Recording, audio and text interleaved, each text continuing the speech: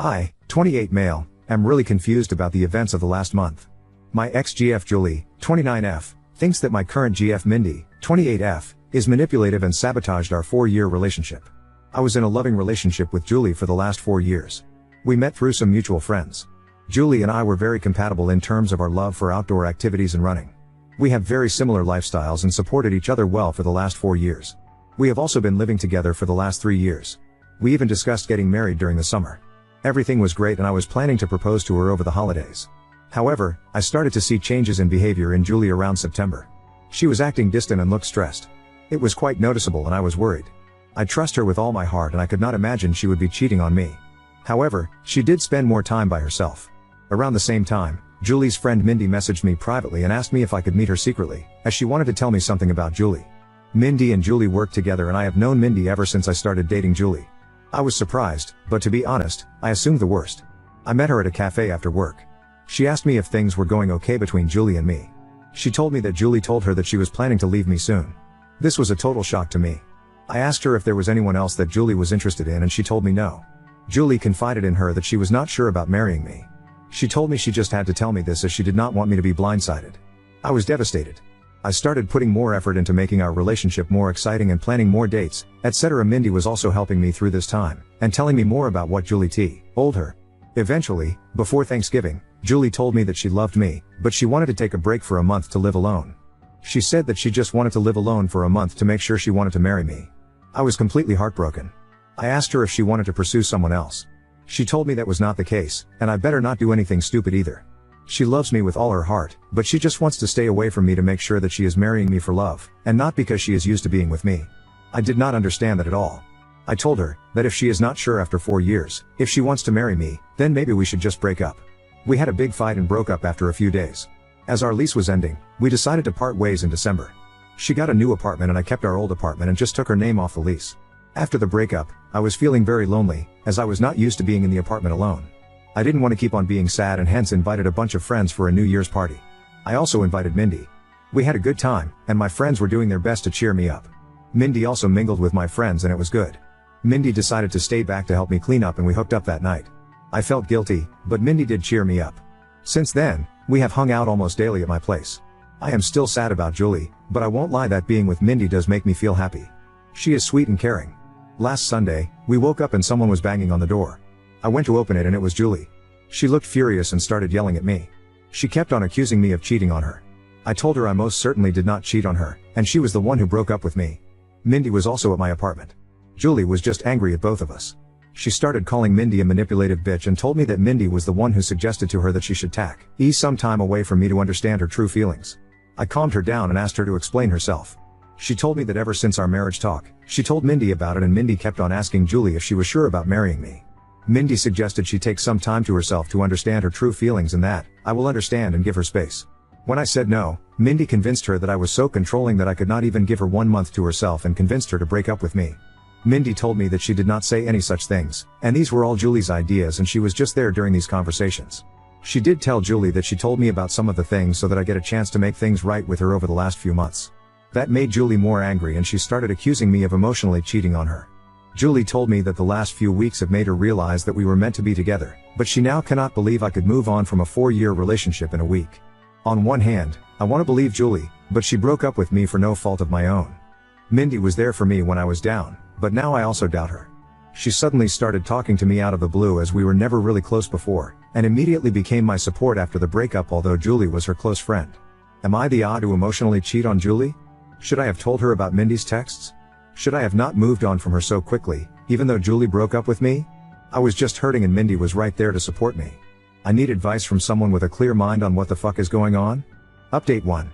I, 28 male, posted last week regarding my girlfriend Julie, 29F, accusing her friend and coworker Mindy, 28F, of sabotaging our relationship. Julie broke up with me in December after a 4-year relationship, and Mindy reached out to me when I was feeling down. However, when Julie realized Mindy was talking to me, she confronted both of us last Sunday morning and told me that Mindy manipulated her to break up with me. The worst part was I was not thinking straight after the breakup and ended up hooking up with Mindy after a New Year's party. After the incident, I asked Mindy that I needed some time and did not meet her. Since then I made the following post on Reddit and had 3,000 people call me an idiot. I am sorry for the long post, but I wanted to say that we were not idiots to not see what happened. You guys read an abridged version of events in 5 minutes, while we lived it for the last 7 months. I messaged Julie every day since then, to try and talk to her. She did not reply to my messages. I was not sure if she blocked me. Mindy was constantly trying to message me, asking if we could meet and talk about it. On Wednesday, one day after posting, I decided to message Mindy. I told her to tell me everything she said to Julie truthfully. I told her I would go and see if I found out that she was lying. Mindy wanted to meet me in person or talk to me on the phone, but I wanted everything in writing. She messaged me that Julie always said good things about me for all these years. When Julie told her about us talking about getting married in 2024, she was happy for both of us. However, Julie started telling her that she had cold feet and was not sure if she wanted to marry me because of issues she observed about her parents' marriage. One day Julie told her she wanted to take a break from me. She was not sure about her true feelings for me. That was the time Mindy told me about Julie's behavior, as she felt bad for me, as we were already telling our families about the engagement plans. After our fight, she said that Julie was extremely upset and told Mindy that she would never marry me. She said that the only reason Julie came back was when she heard that I was moving on, as she is jealous of us. She also said that I was a good guy, and hopefully, that what we have is something special. I just said okay and told her I needed time. I kept on messaging Julie once a day to at least talk to her once. It was heartbreaking to think that she may have blocked me, and may never talk to me again. On Friday afternoon, Julie finally replied. She said she wanted to meet me and told me she would come to our apartment on Saturday afternoon. I cleaned the place up and was just feeling deep guilt from inside before facing her. When she came in, she looked like a shell of herself and completely broken. I sat on our sofa, but she chose to sit away from me. We asked how we both were, but it was clear that none of us were doing well. I started apologizing, but she stopped me. She asked me to let her finish and not to interrupt her. She had brought her little notebook and had written down things she wanted to say to me. She told me that she truly loved me, but after we discussed getting married, she started feeling scared of the next big step. She thought those feelings were normal and would go away. So, she decided to not discuss her concerns with me. It kept on eating her from inside, and she made a mistake to talk to Mindy about them.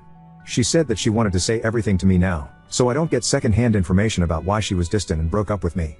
She said that her parents had a very rocky marriage, though they were together until her mom passed away in 2021 during the pandemic. Her parents argued constantly, and she always thought her mom did not love her dad.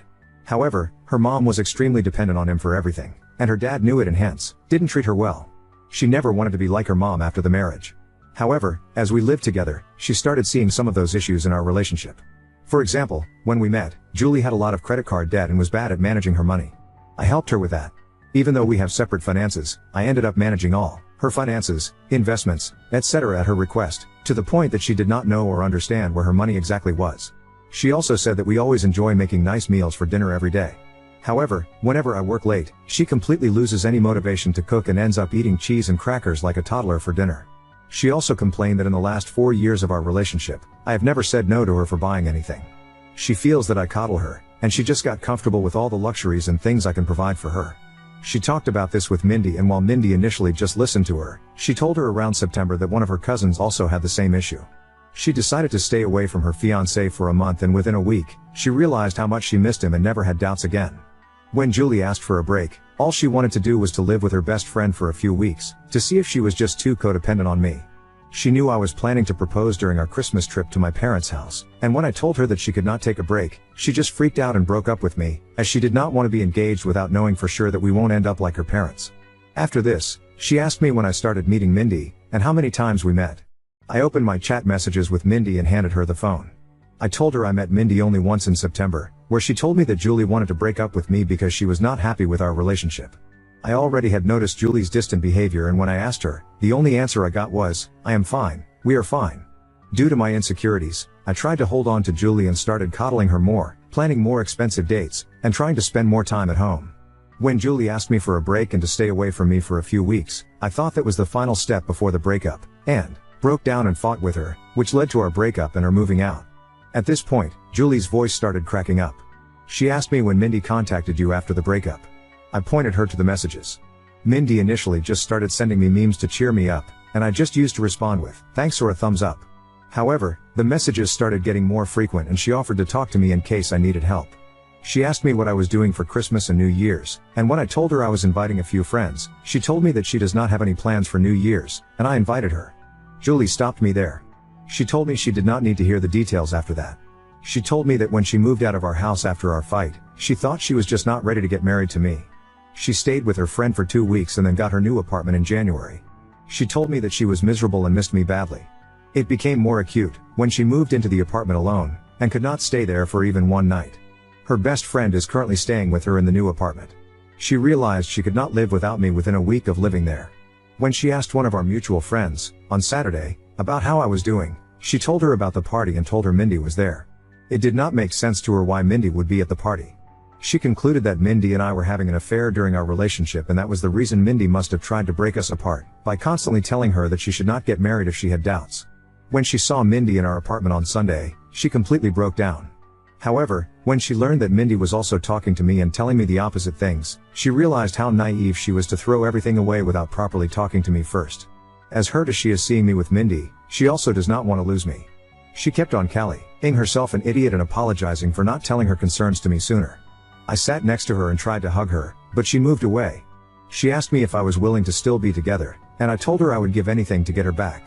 She told me she was also willing to forget what happened, but she had a few conditions. Her first condition was that I cut contact with Mindy. I block her everywhere and never contact her again. If I see her standing in front of me, I act as if she is invisible. I was okay with that. Secondly, she has already signed up for individual therapy and is on the wait list. She wants us to do couples therapy so that we can talk about all the concerns we have and work through them. We also decided to hold off our engagement or marriage until we both can get into couples therapy. I was also okay with that too. Finally, she wanted me to forget the last month as a bad nightmare and never talk about it again. And if I ever make a "we were on a break" joke, she will punch me in the face. This was the first time we both smiled. I asked her what she was going to do about Mindy as they worked together. She said the biggest punishment for Mindy is to know that she did not succeed in breaking us up. She wants Mindy to see how happy she is with me. She wants Mindy to be there when she flaunts her engagement ring in the office and gets jealous when we get married. We hugged and I felt so relieved that I had a chance to make things right for her. I asked her to stay and she agreed. The rest of the evening was nice. We ordered DoorDash and watched reruns of Top Chef while cuddling on our couch. In the morning, we discussed moving in back together. I want her to move back to our old apartment, but she wants a fresh start and asked me if I am willing to move into her new apartment. Her new apartment is tiny compared to our current apartment and also not in the best neighborhood, but we will talk about it more and decide. I also will have to deal with the issue of having two 12-month leases, and how to get out of one of them. Currently, Julie went to her apartment after lunch to get some of her stuff for the week and I am writing this post. I am just so lucky that I did not lose Julie despite my terrible actions during the last month. I just hope that I will be able to work things out and get married soon, and this whole incident is a small bump in our perfect relationship. I also don't know how to address the issue where she feels coddled by my behavior and feels like I'm making her codependent on me. It's just my personality and I need to work on that during couples therapy. However, any tips from you guys are welcome on how to make her feel less codependent. Update 2. After the incident, Julie told me that she wants to get back together and forget about the whole thing, but I could see that she was still hurt by my behavior. I tried to not love bomb her and give her space as that was the reason why we broke up in the first place. Julie had a mental breakdown and had a panic attack during the week after she saw Mindy with me in our apartment. She got an online therapist who she still sees once a week. We also looked for couples counseling and were able to see one almost a month after the incident. We decided to put our plans for marriage on hold until then. I could feel that Julie was making a lot of effort to act normally, but something was not right. I was optimistic about us but was hard to see her suffer because of my actions. During our first couples counseling session, we both opened up about our relationship and talked about the incident. Julie apologized to me for not communicating what was in her mind and how bad she felt for putting me through all the drama. She told me that she did not know how to process her thoughts and did not want to unload all her negative feelings on me and panicked in the moment. I also apologized to her about everything and at one point, we were in competition on who gets to take a bigger blame for what happened. There were a lot of tears, and I found the experience very healing. The counselor told us that she could see how much we love each other and should take baby steps towards talking to each other about what is in our mind. She gave us some exercises to do after going home and discuss certain things. By the time we left her office, I was so sure that I want to spend my life with Julie. I told her that and she also said that she cannot imagine a life without me. We decided to go ahead with our wedding plans. Mindy tried to contact me several times. She messaged me, but Julie blocked her on my phone and all socials. She also contacted Julie and sent some nasty messages to her. The worst was 15 days after the incident, when Mindy started posting pictures of me and her on Instagram every day. Some of those photos were intimate, non-nude, and it caused a lot of pain to Julie. Julie reported her to HR and got a transfer and promotion to a different department after a month. The last I heard from Mindy was when she sent me a long email on my work email, but I deleted it without reading.